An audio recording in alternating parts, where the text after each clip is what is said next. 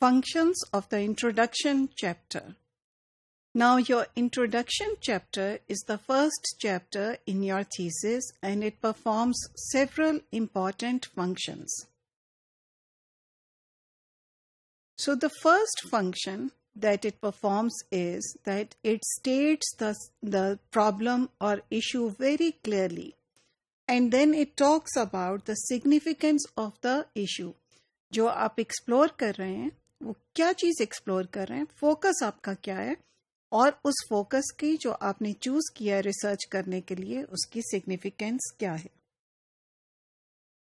Then it presents a brief overview of the research that has been done in that specific area until today.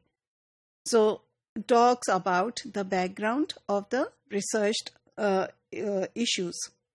Then it moves on to talk about the gap in the research that has been done until now. कौन सी वो areas हैं जिनको choose नहीं किया गया या जो under researched हैं उस एरिया में जो आपने अपनी रिसर्च के लिए चूज किया है. Once you have identified the gaps, you move on to explain how would your research address those gaps. So, आपका क्या प्लान है और आपकी रिसर्च जिस तरह से आप कर रहे हैं वो किस तरह से वो गैप्स जो है फिल कर रही है, और इस तरह ये गैप्स फिल करने के जुमरे में ये भी आ सकता है कि आप यहाँ पे अपने AIIMS and objectives of the research भी बताएं. ऐसा भी पॉसिबिलिटी है कि आप यहाँ पे रिसर्च क्वेश्चंस दें, लेकिन it's a choice that again you have to think of.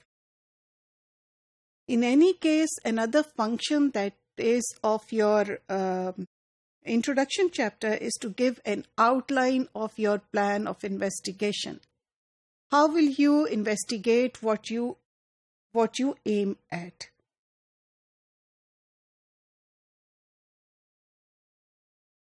Then comes the contribution of your work. How will your work contribute to the existing body of knowledge? And then it should follow on to give an outline of the research. Thesis किस तरह से organize किया गया है वो यहाँ पे आएगा, और यहीं पे आप end में बताएंगे कि what are the key constructs, ये कौन से variables हैं जो कि आप अपने thesis में use कर रहे हैं और आप उसको किस तरह से interpret कर रहे हैं. So these were the key functions of the introduction chapter of your thesis that you must keep in mind when you're planning your thesis.